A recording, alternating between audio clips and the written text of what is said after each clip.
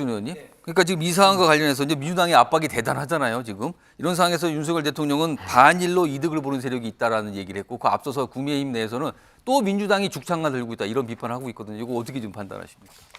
예, 좀 전에 전재수 의원 말씀처럼 일본이 좀 우리의 어떤 그 성의에 비해서는 좀 네. 약하다. 예. 과연 이제 진정한 사과를 했느냐. 물론 이제 기시다 총리 같은 경우는 역대 일본 내각 특히 이제 98년도 김대중 오부치에서는 이제 통질한 반성과 사죄를 한다는 그런 것을 개성한다고 명시적으로 이야기는 했습니다만은 예. 어쨌든 그런 어떤 부분이라든지 사실은 첫 단추를 깨는 차원에서 조금 미약한 부분이 없는 것도 아니라고 생각합니다. 그런데 지금 일부에서는 특히 이재명 대표 같은 경우는 지금 사법 리스크 때문에 재판받기 때문에 많이 좀 스트레스를 받으실지 모르겠는데 예. 말씀을 보면은 계면 의학이라든지 신을사 오적이라든지 삼전도 굴욕이라든지 뭐 하여간에 그 역사책에 나오는 아무 말 대잔치식으로 막 쏟아내고 있죠. 오늘은 뭐 독도 기념일 이런 얘기도 꺼냈다고 그래요. 저는 이것은 책임 있는 야당 대표로서 예. 이렇게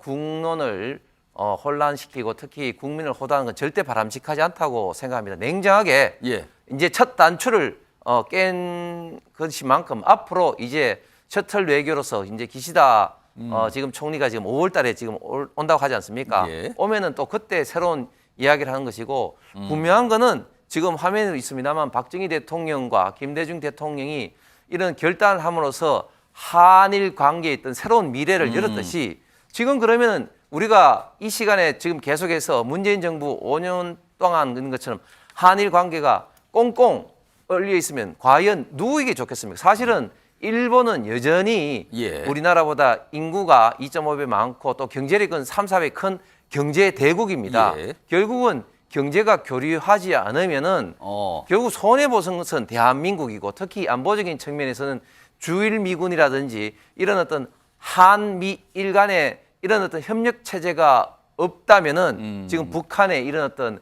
핵 무기 위협 앞에서 안보적인 면에서도 굉장히 위험하기 때문에 우리가 이런 미래 세대를 위해서는 저는 이번 기회에 헤쳐나가야 되고 조금 아쉬운 건 앞으로 계속 저는 풀어나가야 될 어떤 그런 과제라고 생각을 합니다. 홍석수 의원님, 요 일본에서 나오는 이 기시다 지지율이나 한일 정상의 평가 요 여론조사, 요거는 여당 의원으로서 조금 속이 쓰리십니까? 어떻게 느끼세요? 저는 이제 그렇게 보는데요. 지금 일본의 많은 국민들이 한일 관계에 대해서 이렇게 얼어붙은 것에 대해서는 상당히 우려를 하고 있습니다. 특히 안보적인 시각에서. 예. 그런데 어쨌든 기시다 총리가 이렇게 풀어나가는 것에서 이제 좋은 지금 현재 점수를 줬고 저만큼 우리가 이제 올라가야 되기를 저도 희망하지만 저렇게 일본 지지율이 올라가고 그런 또 반대로 우리는 그만큼 또 내려가고 있단 말이에요. 그거는 지금 볼 때는 반드시 반비례하는 상황이 정상적인 건 아니라고 생각합니다.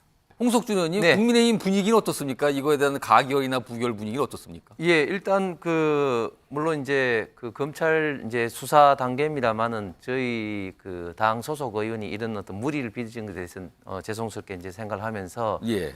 저희 당은 사실 어떻게 보면 좀 인정머리 없다고 좀 느낄 수는 있는데 이전에 이미 이제 정찬민 의원 사례가 그렇죠. 있습니다. 사례가 있네요. 예, 저희들은 일찍부터 국회의원의 어떤 불체포 특권을 뭐 포기한다 뭐 그런 게 확고한 어떤 암묵적인 어떤 당의 어떤 원칙이기 때문에 예.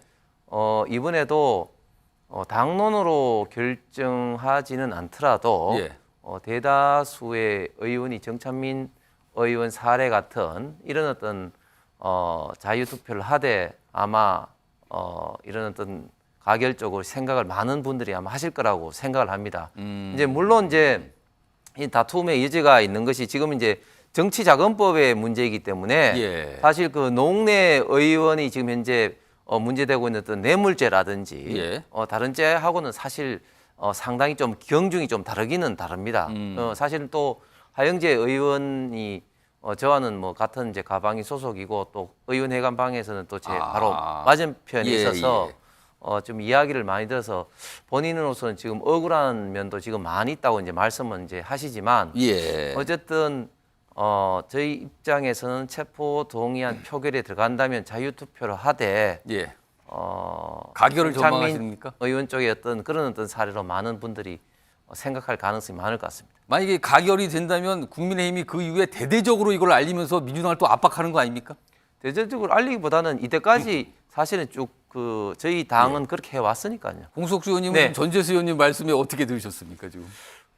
학교 폭력은 진짜 대한민국이 자라나는 청소년 세대들에게 정말 씻을 수 없는 정말 예. 어떻게 보면 트라우마를 남기게 되기 때문에 정말 근절돼야 되는 정말 중요한 사안은 분명한 사안이죠. 그래서 지금 교육부에서는 학폭 금지 종합 대책을 예. 마련해서 3월 말까지 국회 보고하겠다 이렇게 하고 있습니다. 그래서 저희 당 입장에서는 교육부에서 갖고 오는 안을 가지고 그것이 이제 부족할 때 청문회라든지 그런 것을 통해서 하자 이렇게 해야 되는데 사실 민주당 입장에서는 지금 그 학폭을 문제를 지금 건절하기보다는 지금 이런 식으로 지금 간다면은 예. 정순신 전 본부장에 대한 그리고 예. 검사 출신의 정순신 본부장에 대한 어떻게 보면 모욕적이고 또 이 사람을 임명한 또 윤석열 정부의 인사의 잘못이다. 이런 연결고리로 이제 가는 것이고 사실은 저희 당에서도 준비했던 것은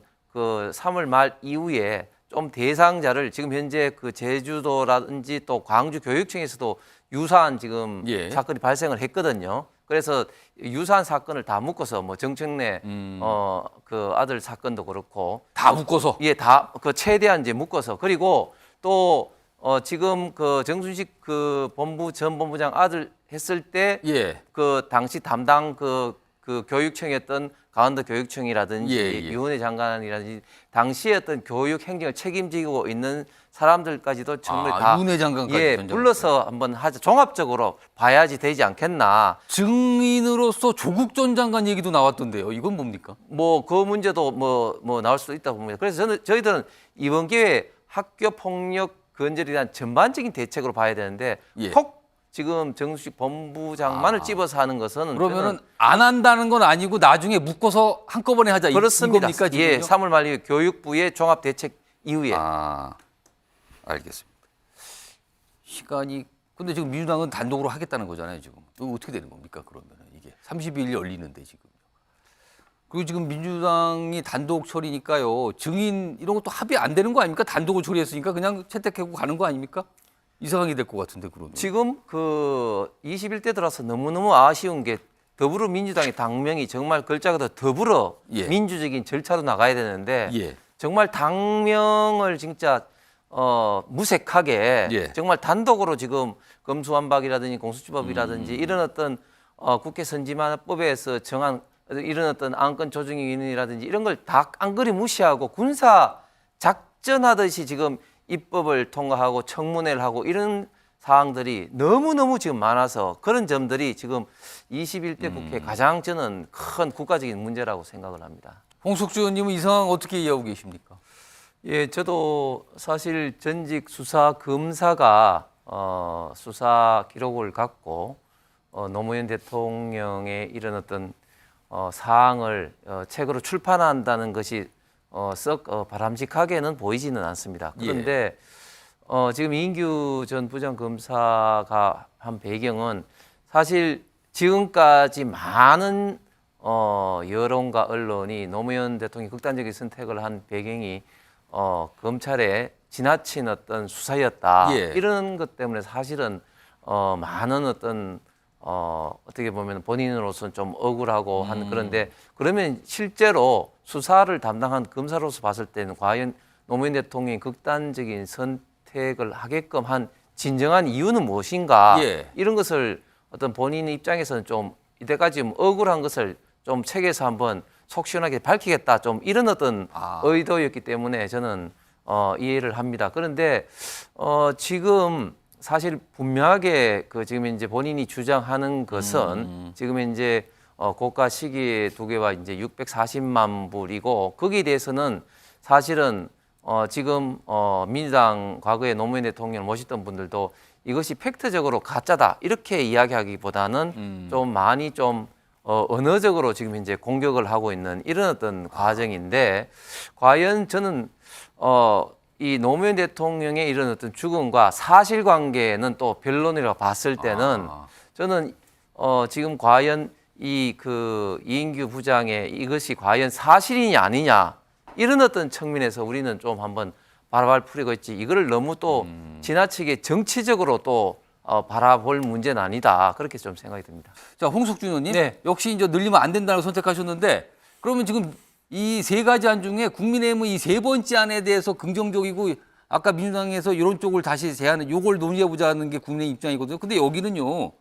지역구 의석을 줄이는 문제가 있어요. 이거는 어떻게 생각하십니까? 찬성하십니까? 아니 지금 저 사만 자체가 지금 현재 그 논의의 어떤 기본적인 어떤 어떻게 보면 기본 어떤 베이스라고 하기는 좀 그렇고 저희 당은 그동안 여러 가지 그 선거구제 개편 논의를 할 때도 전제가 의원 정수를 늘리는 것은 국민의 수용성에도 반하고 특히 또 인구가 지금 우리나라가 지금 줄어들고 있는 상황에서는 절대 늘려서는 안 된다는 전제를 깔고 선거구제 개편 논의를 지금 계속 해왔고 우리 전재소 의원 말씀을 하셨습니다마는 민주당은 뭐 오늘 이렇게 조금 입장이 좀 바뀐 것 같습니다. 그래서 저희들은 기본적으로는 의원 정수는 늘리면 안 된다. 늘리면 안 된다. 거기서 이제 여러 가지 지금 현재 제가 질문한 건 이겁니다. 이거라면 지역구 의석을 줄여야 돼요. 이건 어떻게 보십니까? 그러니까 그 안이 지금 현재 그 논의의 기초가 아니라는 거죠. 그럼 이거 어떻게 된 겁니까? 이게 3안에 내용이 들어있는데 이게 기초가 아니라 늘리지 않는다가 기초다. 일단 저희가 지금 현재 한 논의의 기초는 일단은 그 중대선거구는 도농복합형으로 대도시, 대도시라는 게 광역시, 특별시 또 뭐 특례시까지 들어갈지는 모르겠습니다만은 도농복합형으로 이제 하면서 지역과 비례 의석의 문제는 또 다른 어떤 별도의 어떤 논의를 하는 어떤 그런 어떤 방향으로 지금. 그럼 아직 지역구 줄이는 문제에 대해서 지역구 의석을 줄이는 거면서 아직 의견이 정리되지 안 됐다. 그렇습니다. 네.